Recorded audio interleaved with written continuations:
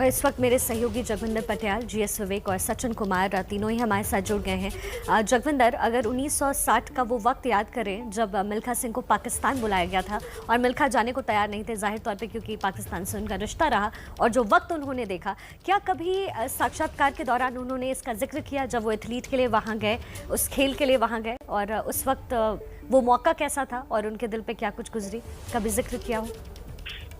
बहुत बार ये बात होती थी और अयूब खान ने उनके खेल को देख कर किस तरह से उनकी सराहना की थी, इस बात का भी जिक्र करते थे। मुझे याद है कि जब भाग मिल्खा भाग कामयाब हुई तो उसके बाद जब मैं उनको मिला तो उन्होंने कहा कि यार फरहान अख्तर ने बड़ा शानदार रोल किया है, और जैसे जैसे मैंने उनको जो पोस्टर और जो मेरा स्टाइल होता था मैंने बताया तो उसने बिल्कुल वैसा ही रोल किया है। मैं इस बात से बड़ा इम्प्रेस हूँ। उन्होंने उनके अभिनय की बड़ी तारीफ की थी और कहते हैं कि ये सिख के रूप में बिल्कुल वैसा ही लगता है जैसे 60s में मैं लगता था।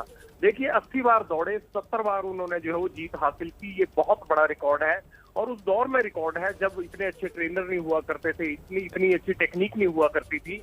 1960 में रोम में वो कितना 0.1 मतलब इतने सेकंड से चूके थे, वरना उनका ब्रोंज मेडल आ जाता। लेकिन ये कसक उनके मन में रहती थी कि मैं वो क्यों नहीं कर पाया, मैं वो करना चाहता था। 1963 में जो है वो निर्मल कौर से मिले, बॉलीवुड की जो माफ कीजिएगा वॉलीबॉल की कैप्टन थी, और निर्मल कौर से ही उनकी शादी हुई, वो भी स्पोर्ट्समैन थी। सबसे दुख की बात क्या है जी का, दुख की बात यह है कि एक हफ्ते के अंदर दोनों ही चले गए और दोनों को कोविड के लक्षण पाए गए थे। उसके बाद उनका इलाज शुरू हुआ, पहले निर्मल कौर जी का देहांत हुआ और अब मिल्खा सिंह जी का। तो परिवार के लिए बहुत बड़ा सदमा है, इतने बड़े लेजेंड का एक हफ्ते के अंदर दोनों ही परिवार के बड़े लोगों का चले जाना, मिल्खा सिंह और उनकी पत्नी का। वाकई ये एक बहुत दुखद बात है खेल जगत के लिए, उनके परिवार के लिए, समाज के लिए, उनको जानने वालों के लिए।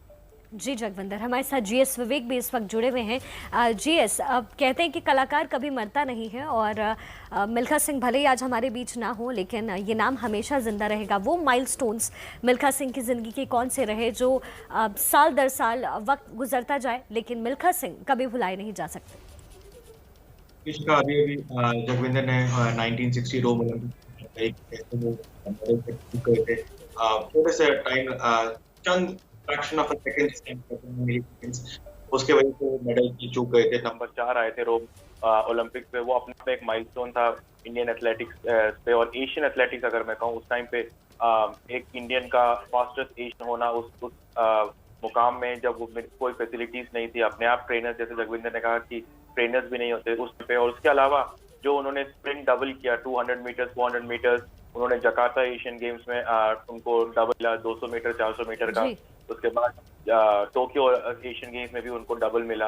उनका जो करियर उसमें 80 रेसेस उन्होंने अपने करियर में भागे, जिसमें 77 रेसेस में उन्हें मेडल मिले, वो अपने आप में एक रिकॉर्ड है। उसके अलावा 40 साल तक 38 ईयर्स अगर मैं एग्जैक्ट कहूँ तो नेशनल रिकॉर्ड उनका बरकरार रहा। और ऐसा भी उनका मानना है कि जो ओलंपिक्स में उन्होंने रिकॉर्ड सेट किया था उसको भी उन्होंने बेहतर किया था, लेकिन उस टाइम पे डेटा इतना अवेलेबल नहीं था, इसलिए कभी उसको वेरीफाई नहीं किया गया। और उन्होंने इनाम भी रखा था कि जो मेरे रिकॉर्ड को तोड़ेगा उसको मैं इनाम दूंगा। परमजीत सिंह ने का रिकॉर्ड तोड़ा, उनको वेरीफाई किया गया, उसके बाद उन्होंने उसको इनाम भी किया। और एथलेटिक्स की नहीं, मिल्खा सिंह का जो इम्पैक्ट है वो इंडिया के स्पोर्ट्स सिनारियो में है। जगविंदर ने उनके वाइफ की बात करी, वो भी वॉलीबॉल के प्लेयर थे। उनके बेटे जी मिल्खा सिंह भारत के सबसे बड़े गोल्फर्स में से एक हैं, और जितने भी एथलीट्स उनसे मिले हैं, स्पोर्ट्स पर्सन मिले हैं, चाहे आप क्रिकेटर्स की बात करें, कपिल देव उनके सबसे खास दोस्तों में से एक हैं। उन सब की जिंदगी पर उन्होंने एक इम्पैक्ट किया, एक डिफरेंस दिया है उनके लाइफ में, वो उनकी हमेशा से सबसे बड़ी लेगेसी रही। जी, जीएस विवेक कहते हैं कि मिल्खा सिंह की आखिरी ख्वाहिश भी यही थी कि ओलंपिक में गोल्ड भारत को मिले। ख्वाहिश अधूरी इसलिए कह सकते रह गई क्योंकि वो इसे देख नहीं पाए। बिल्कुल आप जरूर कह सकते हैं, लेकिन जिस तरीके की फैसिलिटीज की इंडिया में, और बहुत इसीलिए बहुत ज्यादा महान कहे जाते हैं मिल्खा सिंह, क्योंकि फैसिलिटीज आज भी इतने सालों के बाद भी टीम इंडिया के पास नहीं है इतने, और उन्होंने उस दौरान बिना फैसिलिटीज के अपने आप को एक अकेले इंसान ने इतना कुछ किया इंडिया के एथलेटिक्स टीम में। कोशिश जरूर जारी है। हिमादास ने जूनियर में चैंपियन मेडल जरूर जीता अगर आप देखें, और अभी भी कोशिश ये हो रही है कि जो मिक्स रिले हो रहा है शायद टोक्यो में वो कुछ कमाल कर सके। इस बार टोक्यो में नहीं तो हो सकता है कि आगे पेरिस में ओलंपिक्स में इनको कुछ में जाए, लेकिन जो उन्होंने कोशिशें करी हैं वो बेकार नहीं है, और उस पर चल रहा है भारत।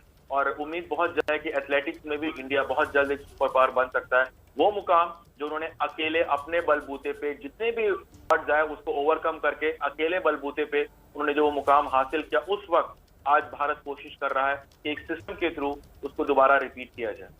जी जी, ऐसा आप हमारे साथ बने रहिए, हम आपके पास आएंगे। अब हम लोग चलते हैं हमारे सहयोगी के पास जो इस वक्त मिल्खा सिंह के चंडीगढ़ वाले घर के बाहर है, सचिन कुमार के पास। सचिन, वहां पर क्या माहौल है इस वक्त? क्या रिश्तेदारों का आना शुरू हुआ? जी, इस वक्त हम मिल्खा सिंह जी के चंडीगढ़ के सेक्टर 8 में जो घर है उसके बाहर हम लोग खड़े हैं। ये मिल्खाज ये घर है, आप देख सकते हैं 725 नंबर घर इनका। अभी धीरे धीरे जो लोग जो हैं यहाँ आना शुरू हुए हैं। हालांकि पार्थिव शरीर जो है मिल्खा सिंह जी का वो अंदर है। 5 बजे जो है क्रिमेशन जो है सेक्टर 25 के क्रिमेशन ग्राउंड में है, पर उससे पहले जो ये पार्थिव शरीर जो है अंतिम दर्शनों के लिए रखा जाएगा। सामने आप देख सकते हैं कि तस्वीर लगाई गई है मिल्खा सिंह और उनकी पत्नी निर्मल कौर की। अब दर्शकों को बता दें कि 5 दिन के उसमें दोनों की मृत्यु जो है कोविड की वजह से हो जाती है। मिल्खा सिंह जी की बीती रात जो है 11:30 पर जो है पीजीआई में मृत्यु हो जाती है। 5 दिन पहले निर्मल कौर जी की मौत जो है कोरोना की वजह से हुई है। 5 बजे वैसे क्रिमेशन होगा, बट उससे पहले 3 बजे जो है परिवार के लोगों ने हमें बताया है कि अंतिम दर्शनों के लिए पार्थिव शरीर जो है मिल्खा सिंह जी का रखा जाएगा। यहाँ लोगों को इजाज़त दी जाएगी अंतिम दर्शन करने की। और चंडीगढ़ पुलिस हालांकि अभी तक नहीं पहुंची है, बट एक्सपेक्टेड है कि चंडीगढ़ पुलिस अभी कुछ देर में यहाँ पहुंचेगी। और जो कोविड प्रोटोकॉल्स हैं, क्योंकि रिस्ट्रिक्शंस अभी भी हैं लोगों की गैदरिंग्स के ऊपर चंडीगढ़ में, तो चंडीगढ़ पुलिस इस सारे उसको स्ट्रीमलाइन करेगी, देखेगी कि कैसे लोग यहाँ ज़्यादा भीड़ ना हो, कोविड प्रोटोकॉल्स पूरी तरह से फॉलो हों।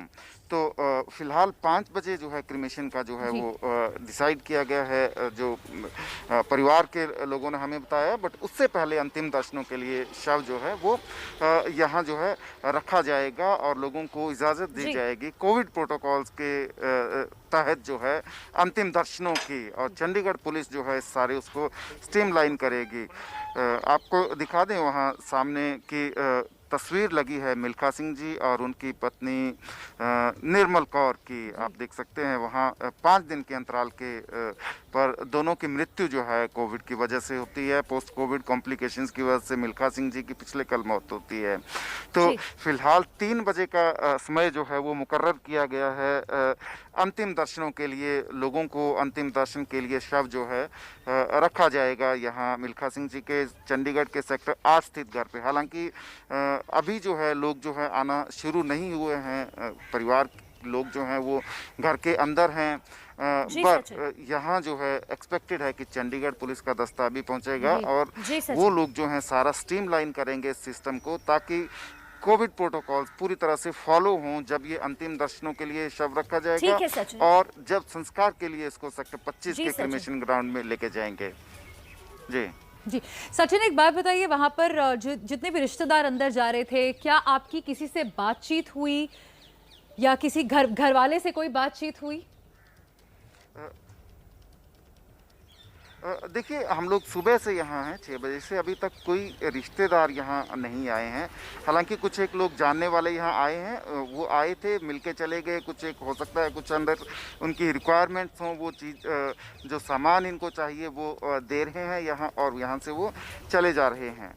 हालांकि रिश्तेदार कोई ऐसा यहाँ नहीं अभी आया है और पारिवारिक लोग वैसे भी यहाँ बात करने के लिए जो हैं वो तैयार नहीं हैं, वो बात नहीं कर रहे हैं। गमज़दा हैं लोग जो हैं अंदर हैं।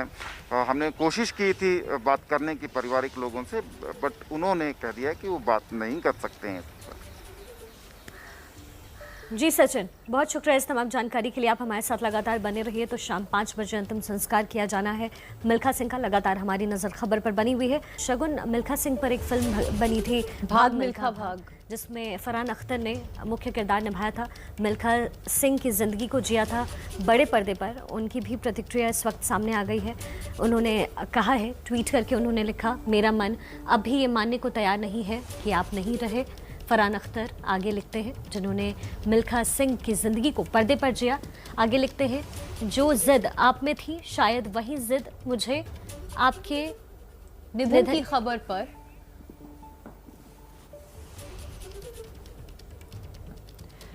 तो उन्होंने ट्वीट कर लिखा है, अपनी एक फोटोग्राफ उनके साथ शेयर करी है और उस फोटोग्राफ में उन्होंने लिखा है, a part of me is still refusing to accept that you are no मोर.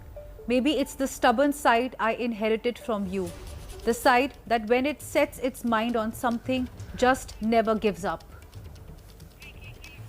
फरहान लिखते हैं कि यकीन करने से रोक रही है, आप हमेशा हमारे मन में जिंदा रहेंगे। फरहान अख्तर की प्रतिक्रिया सामने आई है ट्विटर पर, वही फरहान अख्तर जिन्होंने मिल्खा सिंह की जिंदगी को बड़े पर्दे पर जिया। तो फ्लाइंग सिख मिल्खा सिंह हमारे बीच नहीं रहे। प्रधानमंत्री नरेंद्र मोदी से लेकर फिल्मी जगत के अलग अलग लोग अपनी तरफ से उन्हें श्रद्धांजलि दे रहे हैं और अब बॉलीवुड के किंग खान शाहरुख खान ने भी मिल्खा सिंह को श्रद्धांजलि दी है। शाहरुख खान लिखते हैं, फ्लाइंग सिख अब हमारे बीच नहीं रहे, लेकिन उनकी उपस्थिति हमेशा महसूस की जाएगी और उनकी विरासत जारी रहेगी। मेरे और लाखों लोगों के लिए वो एक प्रेरणा थे। Rest in peace Milkha Singh sir. तो ये प्रक्रिया शाहरुख खान की तरफ से आई है।